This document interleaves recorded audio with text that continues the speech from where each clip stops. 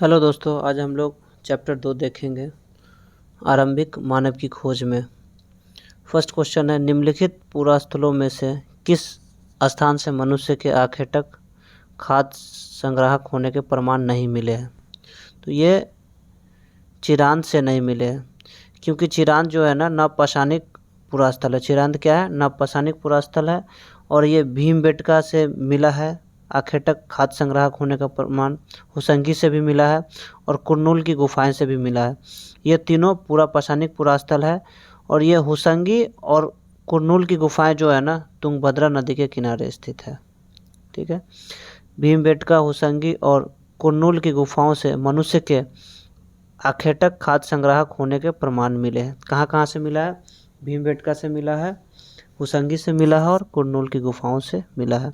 ये तीनों पुरापाषाणिक पुरास्थल है, जबकि चिरांद जो है नवपाषाणिक पुरास्थल है। हुसंगी और कुरनूल गुफाएं तुंगभद्रा नदी के किनारे स्थित है। नेक्स्ट क्वेश्चन देखेंगे हम लोग।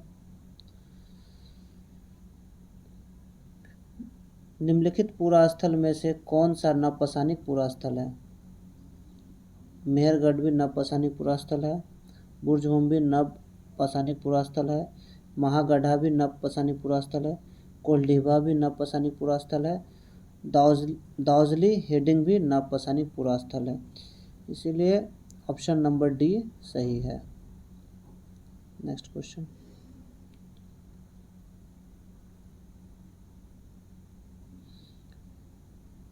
पुरापाषाण कालीन पाषाण औजार के निर्माण के संदर्भ में निम्नलिखित कथनों पर विचार कीजिए। फर्स्ट, पत्थर के इन औजारों के बनाए जाने का स्थान उद्योगस्थल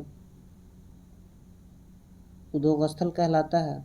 सेकेंड, पत्थर के इन औजारों के निर्माण में प्रयोग की जाने वाली तकनीक को दबाव शल्क तकनीक, प्रेशर फ्लैकिंग कहा जाता है। उपयुक्त कथनों में से सही कथनों का चुनाव कीजिए। ये दोनों सही है, एक और दो दोनों सही है। दो तरह का तकनीक था, एक प्रेशर फ्लैकिंग था, दूसरा इम्पिंज स्टोन टू स्टोन तकनीक था। उपयुक्त दोनों कथन सही है। पुरापाषाण काल में पत्थर के औजार बनाए जाने के स्थान को उद्योग स्थल कहते हैं। कभी कभी लोग इन स्थलों पर अधिक समय तक रहा करते थे। पाषाण उपकरण निर्माण हेतु दो तकनीकों का प्रयोग होता है। फर्स्ट तकनीक है पत्थर से पत्थर टकराना, इम्पिंज स्टोन टू स्टोन। इसमें एक पत्थर को हाथ में पकड़कर दूसरे पत्थर से हथौड़ी की तरह चोट करके शल्क निकाले जाते थे। दूसरा तकनीक है दबाव शल्क तकनीक, प्रेशर फ्लैकिंग कहा जाता है इसको। इसमें क्रोड को एक स्थिर सतह पर टिका देते हैं और इस क्रोड पर हड्डी या पत्थर रखकर उस पर हथौड़ी नुमा पत्थर से शल्क निकाले जाते हैं। नेक्स्ट क्वेश्चन देखेंगे, फोर्थ नंबर।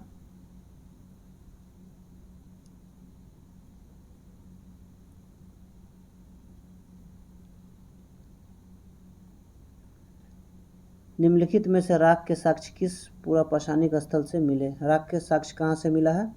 तो राख के साक्ष्य कुरनूल गुफा से मिला है। कुरनूल गुफा से राख के अवशेष मिले हैं। इससे स्पष्ट होता है कि पुरापाषाणिक आरंभिक लोग आग से परिचित थे। फिफ्थ क्वेश्चन देखेंगे।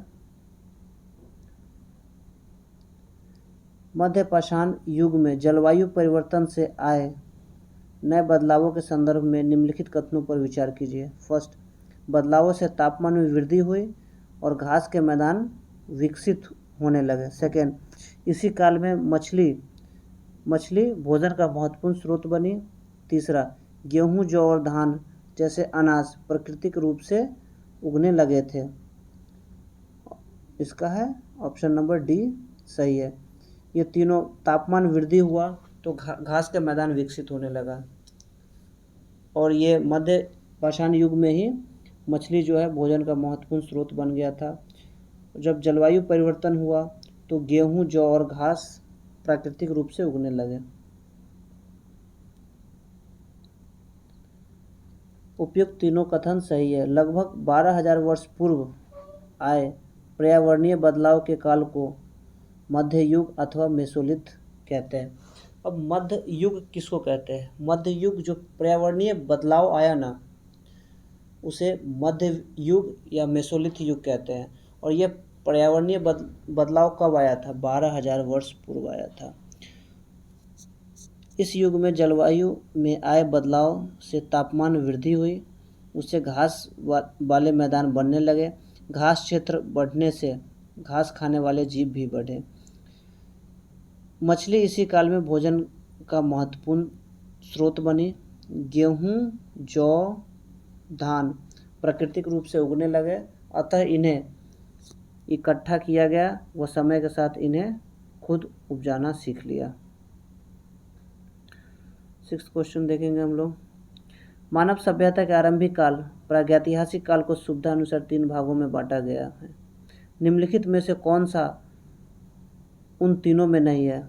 महापाषाण नहीं है, पुरापाषाण है, मध्यपाषाण है, नवपाषाण है।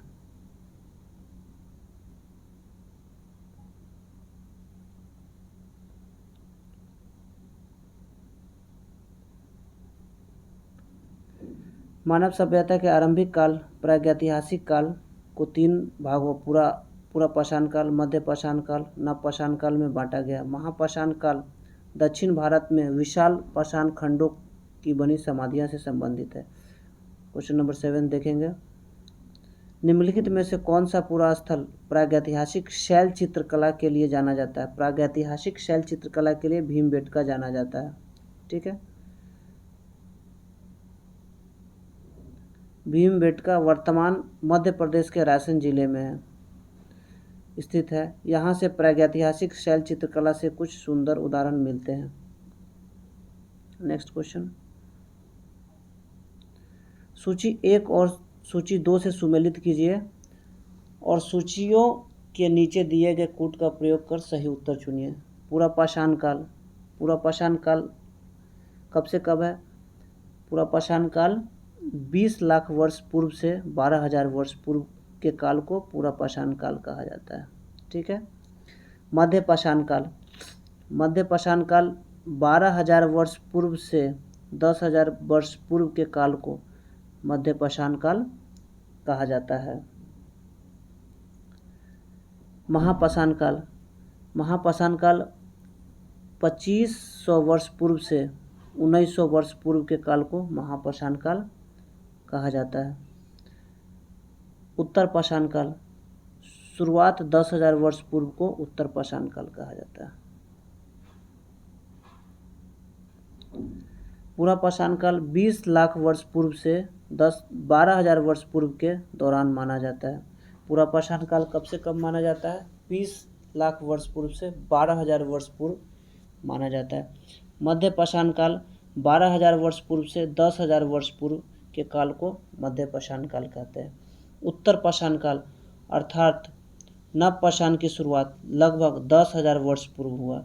नवपाषाण काल की शुरुआत कब हुआ? 10,000 वर्ष पूर्व हुआ।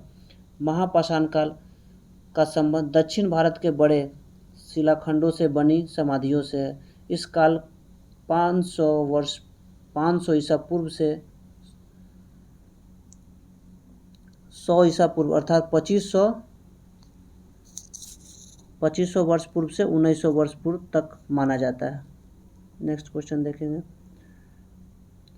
निम्नलिखित पर विचार कीजिए। पुरापाषाण काल, मध्यपाषाण काल, नवपाषाण काल। उपयुक्त में से किस काल के औजारों को माइक्रोलिथ अथवा लघुपाषाण कहा जाता है? माइक्रोलिथ कहा जाता है, माइक्रोलिथ कहा जाता है, मध्यपाषाण काल को माइक्रोलिथ कहा जाता है। ठीक है, इसीलिए ऑप्शन बी सही है। लगभग 12,000 वर्ष पूर्व से लेकर 10,000 वर्ष पूर्व के काल को मध्यकाल कहा जाता है। इस काल के पाषाण औजार आमतौर पर बहुत छोटे होते थे। इन्हें माइक्रोलिथ यानी लघुपाषाण कहा जाता है। Next question. हुसंगी के संदर्भ में निम्नलिखित कथनों पर विचार कीजिए। हुसंगी से पुरापाषाण युग के कई साक्ष्य प्राप्त हुए हैं। सेकेंड, यहाँ से प्राप्त अधिकांश औजार बलुआ पत्थर से बनाए जाते हैं। नहीं, बलुआ पत्थर से नहीं बनाया जाता है, चूना पत्थर से बनाया जाता है। ठीक है, इसीलिए ऑप्शन ए केवल एक सही है। हुसंगी कर्नाटक में स्थित पुरापाषाणकालीन स्थल है। यहाँ से प्राप्त कुछ पुरास्थलों से अलग अलग कार्यों में किए जाने वाले कई औजार मिले हैं। हुसंगी में अधिकांश औजार चूना पत्थरों से बनाए जाते थे, न कि बलुआ पत्थर से नहीं बनाया जाता। किससे बनाया जाता था? चूना पत्थर से। नेक्स्ट क्वेश्चन, भारत में शुतुरमुर्ग के साक्ष्य के संदर्भ में निम्नलिखित कथनों पर विचार कीजिए। फर्स्ट, शुतुरमुर्ग के होने के प्राचीनतम प्रमाण नवपाषाण युग से प्राप्त होता नहीं। शुतुरमुर्ग का प्रमाण नवपाषाण से नहीं मिलता है, पूरा पाषाण काल से मिलता है। ठीक है। सेकेंड, आंध्र प्रदेश के पटने नामक पुरास्थल से शुतुरमुर्ग के अंडों के अवशेष मिले। ये पटने नामक पुरास्थल आंध्र प्रदेश में नहीं है, ये है महाराष्ट्र में, इसीलिए ये भी गलत है, ये भी गलत है। थर्ड देखते हैं, प्रागैतिहासिक काल में शुतुरमुर्ग के अंडों के छिलकों पर चित्रांकन और इनसे मनके बनाए जाने के प्रमाण मिले हैं। हाँ, ये सही है, तो ऑप्शन सी मतलब केवल 3 सही है। भारत में शुतुरमुर्ग के होने के प्राचीनतम प्रमाण पुरापाषाण काल से प्राप्त हुए हैं। कहाँ से प्राप्त हुए? पुरापाषाण काल से प्राप्त हुआ है। ये अवशेष पटने नामक स्थान जो महाराष्ट्र में, पटने नामक स्थान कहाँ है? महाराष्ट्र में है। इनके अंडों के छिलकों पर चित्रांकन और इनसे मनके बनाने का प्रमाण मिले हैं। थैंक यू दोस्तों।